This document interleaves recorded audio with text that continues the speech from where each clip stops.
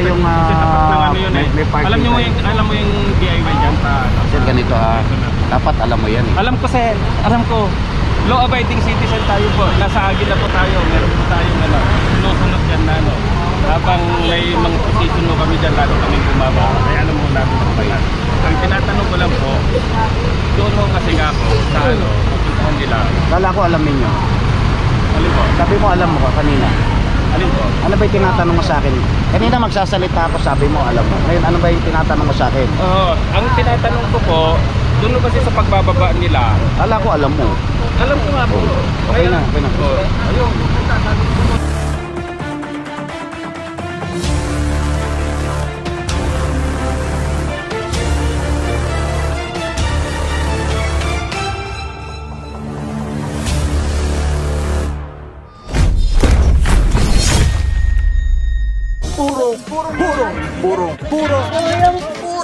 Purong pagmamahal.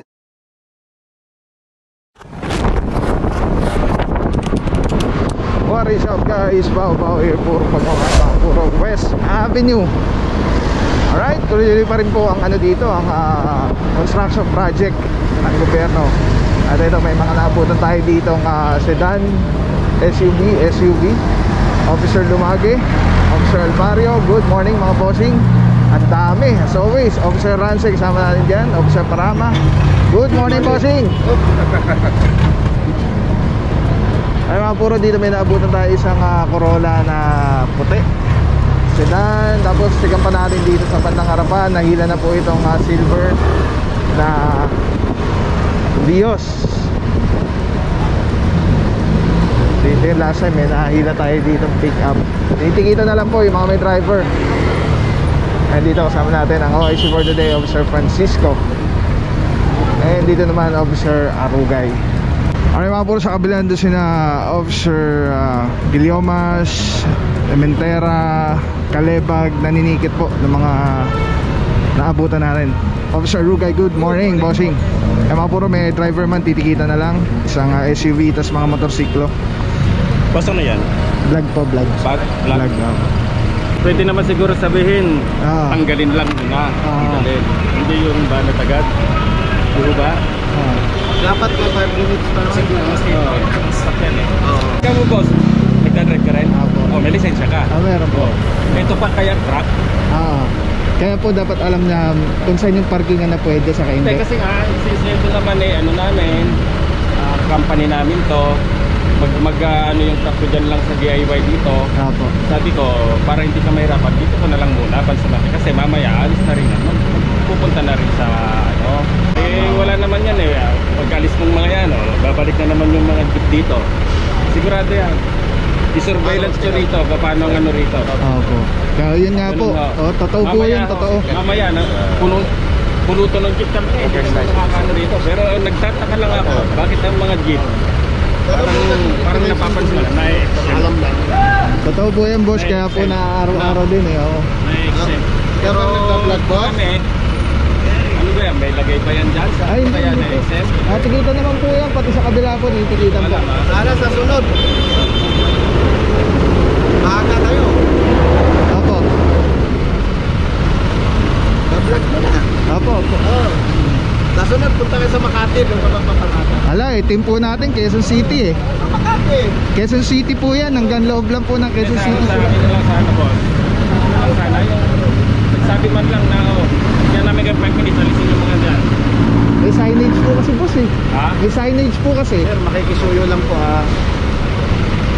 Pag nakikita kayo, dapat po alisin na natin ang mga sasakyan natin After 5 minutes sir, kung hindi alisin na kasi yung parkingan namin sa loob. Alisin na sasakyan natin, itutuw pa rin po natin yan kahit natikita na po tayo.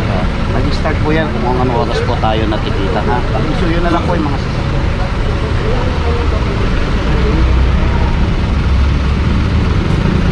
Kaya mga puro, mayroong mga concern lang sina bossing, which is lahat naman talaga yun yung problema dito, wala silang mga parkingan Kailang problema kasi mga puro yun yung signage tapat na tapat, no parking along Mabuhay Lane.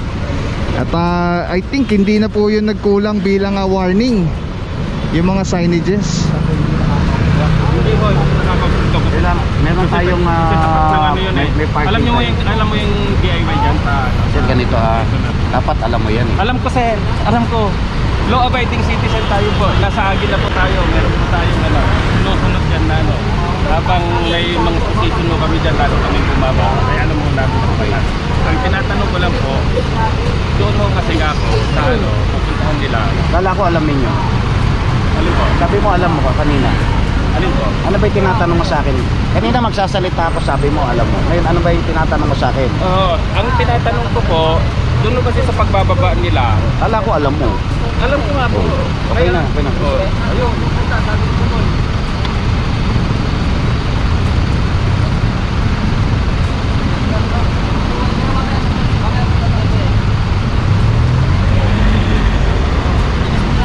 Alright, yan mga puro titikitan lang po. Basta may driver naman po titikitan. Tapos pag walang driver, orasan po yung 5 minutes. Pag walang lumabas sa driver para matikitan, matuto po yung kanilang sakyan.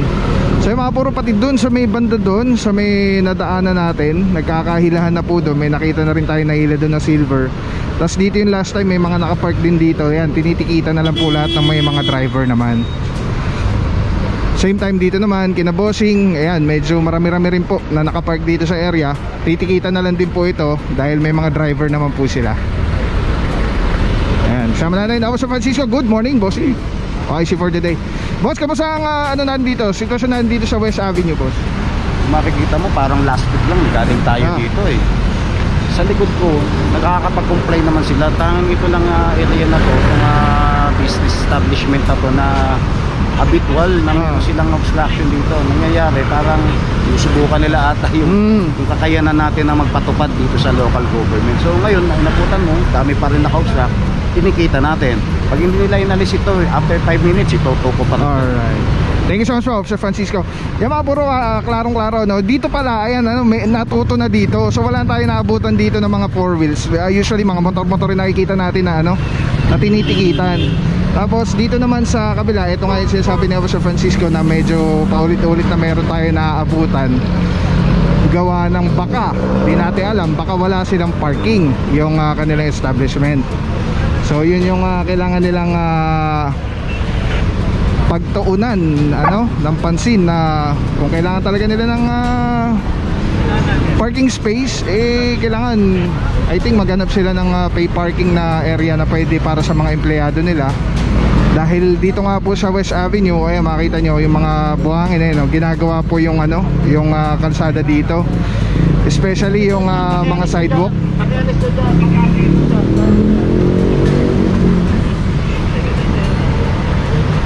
Alright, mga puro, natikita na lang po lahat. Tapos diretso pa po tayo. Tignan natin kung ano yung nangyayari naman doon sa kabila. Let's go guys. Yung mga walang driver dito,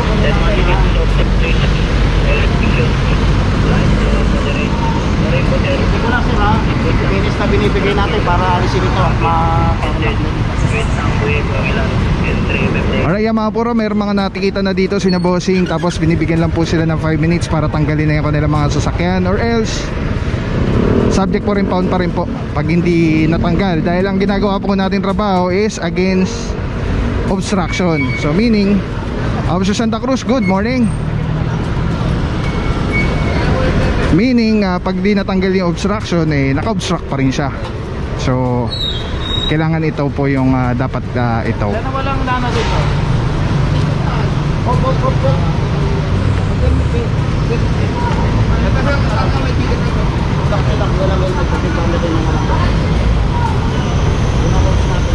Mga puro, pinag-helmet lang bago magmotor, bago tanggalin yung manang motorsiklo. Walak.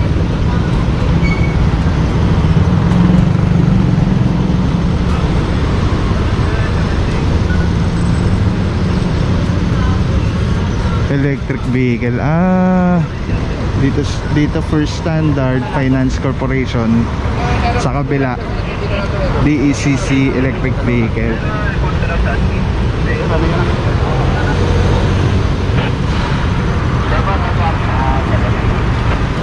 Officer Parama, good morning, bossing.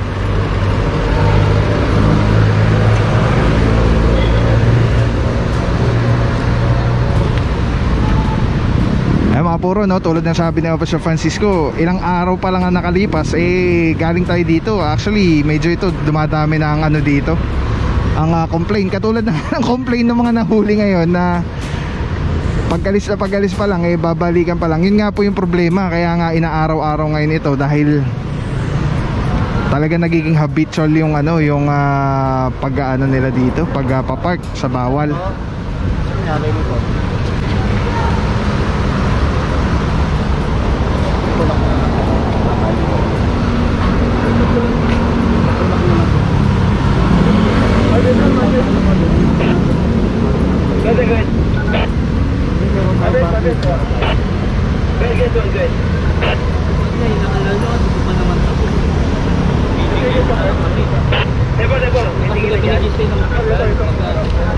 Iilang naman kami.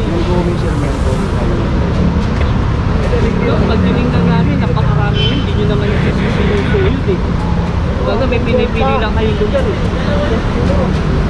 Sabi mo lang yan.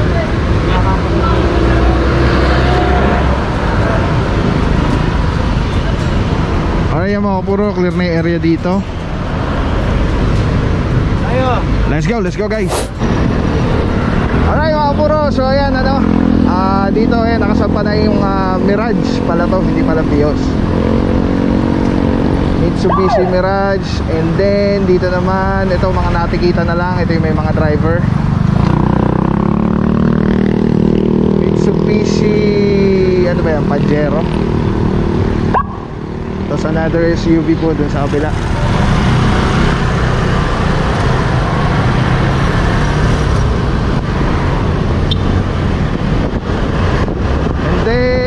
Dito malinis na, napasadaan na po ito. May tinuturo si na bossing, hindi daw sinusuyod. Ito yung nag-ooperate po tayo dito, isang mahaba po talaga ito. Baka yung tinutukoy niya yung mga nakagater doon. Ang bangketa po kasi dito sa West Avenue nasa loob. Pwede po talaga yan, katulad yan, oh, nakita niyan. Yan. Pwede po yan, kaya nakagater sila kasi yung bangketa niyan, yung lakaran niyan, sa loob po, nasa loob yung walkway. Ayan, kaya parking space po talaga yung bungad na yan. Baka ito tinuturo ni bossing. Naku pwede po talaga mag-park dyan. At ang bangketa niyan, may mga nakaharang ng mga bakal nasa looban po. Ayun na nga, lagi ko ini-explain. Kung hindi alam yata nila boss. Kaya siguro feeling nila mga naka-illegally park yung mga yan. Hindi po, dahil ano po yan, parking space po talaga yan. Actually dito sa West Avenue, libre po yung mga parking na yan.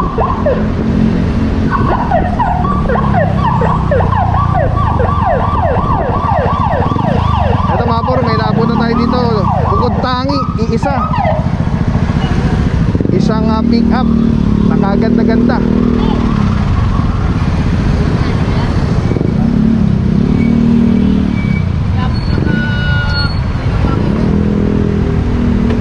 Sabi ni Kuya, wala daw may-ari.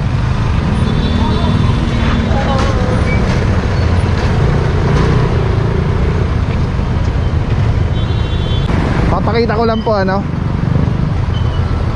Well, ito po, orasan na 5 minutes. Pagka walang driver na lumbas, ito to po, itong sakin na ito. Ang ganda, Hilux pick up. Ito, papakita ko lang yung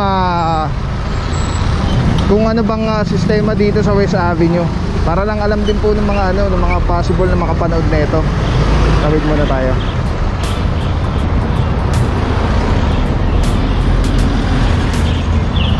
Alright, mga puro, ayan, kung mapansin nyo, no, nakagatter yung mga sasakyan dito. Hindi po yan naka-illegally parking space po talaga yan dito sa West Avenue. Kasi ang sidewalk po dito, ang pathway, ang walkway ay nandito sa loob. Yan, ito po ang lakaran yan. Ayan, may mga bakal-bakal yan na nakaganyan. Yan, itong lakaran yan. Kaya yan, parking space po talaga yan. Kaya pag nandun kayo sa sa kalsada, tapos bago kayo dito, maiisip nyo na, ay ba't ganun, may mga nakapark dito, hindi inuhuli. Dahil po pwede po talaga magpark dyan. Sana po klaro, ano. Dahil ang bangketa po dito sa West Avenue ay nasa looban. Alright. Habang mga puro, ito naman ay ayan, naka 5 minutes na. Hinihila na po.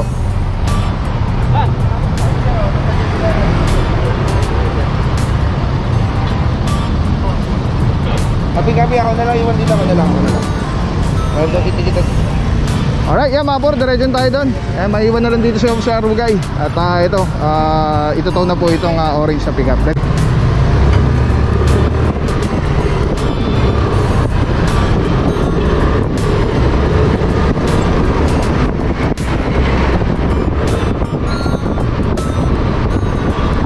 Ayan, dito marami nga. Marami din dito mga puro. Ito, alis na yung isa. Kaya nakamit na po yung violation. Ito naman mga puro kalsada na po yan. Nag-road wide po kasi dito sa West Avenue.